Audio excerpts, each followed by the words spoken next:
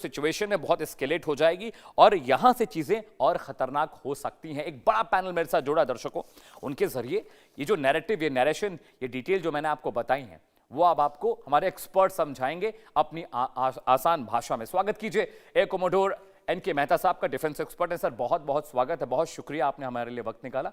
Doctor Abhishek Singh आपको दिख रहे हैं तस्वीरों में, जियोपॉलिटिकल एक्सपर्ट है। अभिषेक जी आपका भी बहुत बहुत शुक्रिया। संजीव श्रीवास्तव साहब आपको दिख रहे हैं, विदेशी मामलों के जानकार हैं, स्ट्रेटेजिक एक्सपर्ट है। संजीव सर आपका भी बहुत बहुत स्वागत है। सबसे पहले संजीव सर मैं आपके पास ही आ रहा हूं।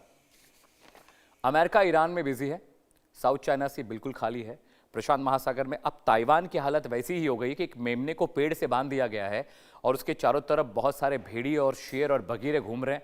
ताइवान बिल्कुल ऐसा इस वक्त महसूस कर रहा होगा sir, if I am not wrong. देखिए अमित जी, ताइवान अपनी जो आत्मरक्षा की जो तैयारियां हैं वो लगातार वो करता है। और यूएस ताइवान रिलेशंस एक्ट 1979 के तहत यूनाइटेड स्टेट्स ऑफ अमेरिका ने ताइवान को बड़े इक्विपमेंट्स प्रोवाइड कराए हैं, चाहे वो एडवांस फाइटर जेट्स हों, पैट्रियट मिसाइल बैटरीज हों, अन्य जो वेपन सिस्टम्स हों, वो लगातार अमेरिका ताइवान को प्रोवाइड कराता रहा है।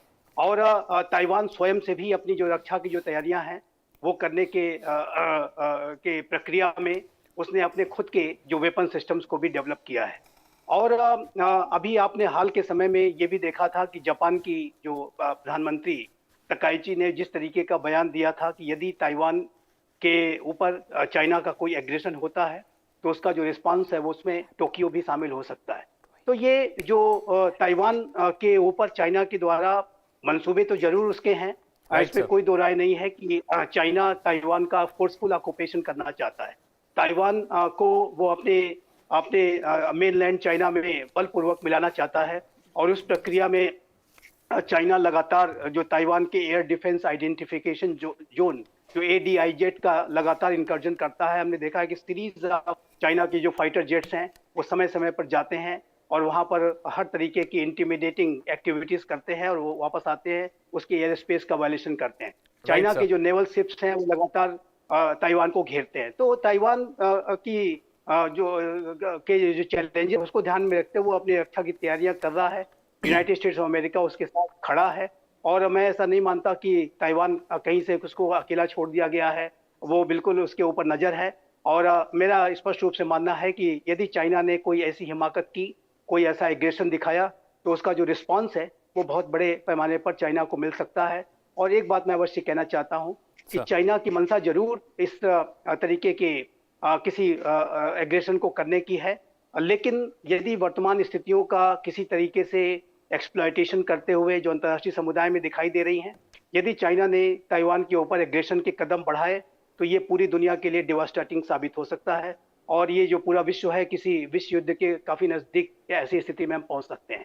तो चाइना इस बात के खतरे को जानता है कि ताइवान को ऐसी स्थितियों में कि जब एक युद्ध चल रहा है और लगातार स्थितियां तनावपूर्ण बनी हुई हैं, ऐसे में चाइना अगर कोई इस तरीके का कदम उठाता है तो ये चाइना के लिए, स्वयं के लिए बहुत घातक साबित होगा और ये पूरे विश्व को एक महासंकट में डाल सकता है। जैसे कि मैंने कहा कि एक तीसरे विश्व युद्ध के नजदीक भी हम पहुंच सकते हैं और ये मुझे लगता है कि चाइना अवॉइड करना चाहेगा, चाइना ऐसी स्थितियों में नहीं जाना चाहेगा। ऑलराइट सर, मेहता साहब मैं आपके पास आ रहा हूं। अभी जो इंटेल RSS सैटेलाइट पिक्चर्स हैं, आई एम श्योर मैं अभी आपको शायद आपको स्क्रीन पर दिखाऊं तस्वीरें, वहां पर सर बहुत बड़ी तादाद में जो छोटे फ्रिगेट साइज की जो शिप्स होती हैं उन्होंने ताइवान में घेरेबंदी शुरू कर दी है, थोड़ा दूर दूर ही सही, लेकिन वो घेरेबंदी दिखाई दे रही है सैटेलाइट पिक्चर्स में। वो पूरी पूरी लाइन दिख रही है कि बहुत सारी नाव है जो ताइवान के आसपास मूव कर रही हैं।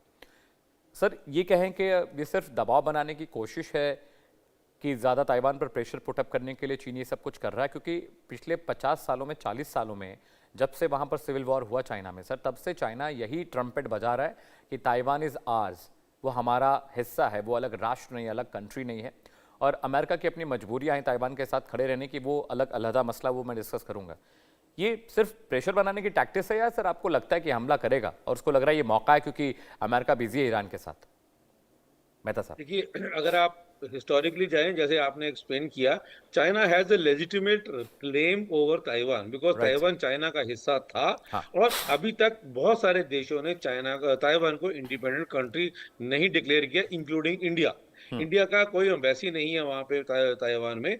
तो बहुत सारी कंट्री इस दुनिया में अभी भी ताइवान को इंडिपेंडेंट कंट्री नहीं मानते, जबकि हम हमारे को फायदा है कि डेमोक्रेसी है, हम उससे रिलेशनशिप बना रहे हैं, सेमीकंडक्टर बिजनेस है, टेक्नोलॉजी हम पार्टनरशिप कर रहे हैं, लेकिन आज तक हमने ताइवान को इंडिपेंडेंट कंट्री नहीं डिक्लेयर किया। और जो चाइना अभी ये पोजीशनिंग ले रहा है ताइवान के आसपास, ये पहली बार नहीं है, ये बार बार करता रहा है, पास्ट में भी करता रहा है और करता रहेगा।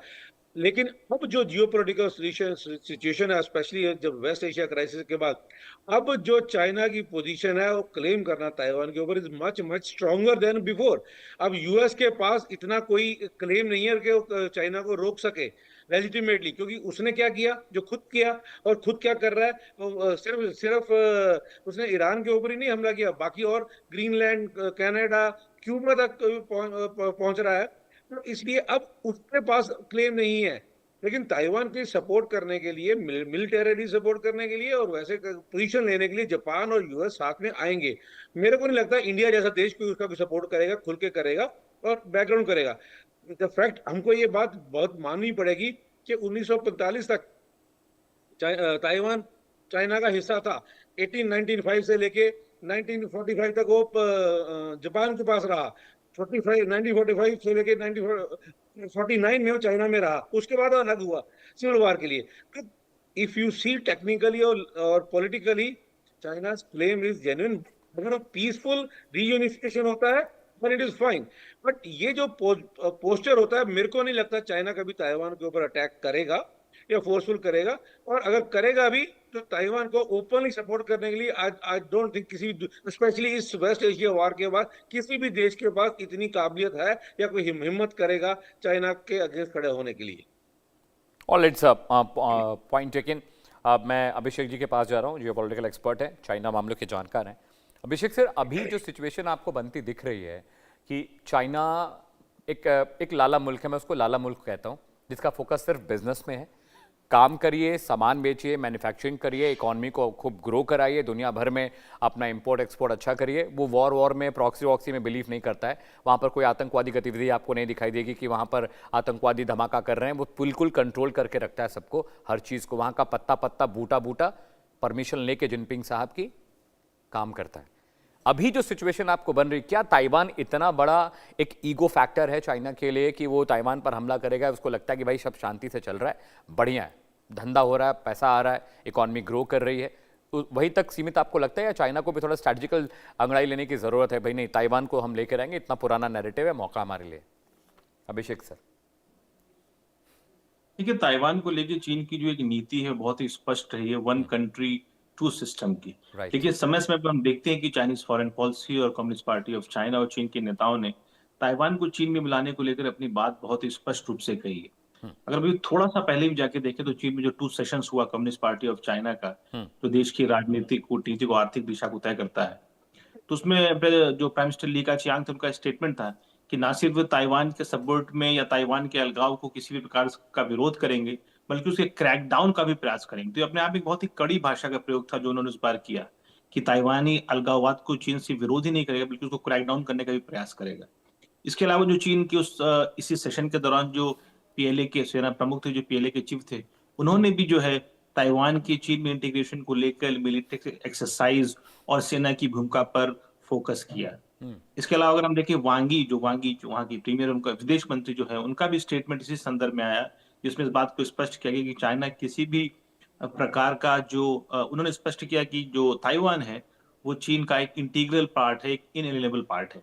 तो इस प्रकार की भाषा, इस प्रकार की लैंग्वेज जो भी हमने 2 सेशन जो कम्युनिस्ट पार्टी ऑफ चाइना का हुआ, नेशनल पीपल्स कांग्रेस और सीपीसीसी का, उसमें देखा कि कहीं ना कहीं ताइवान को लेकर चीन ने अपनी नीति और अपनी भाषा में और कड़कता दिखाने का प्रयास किया।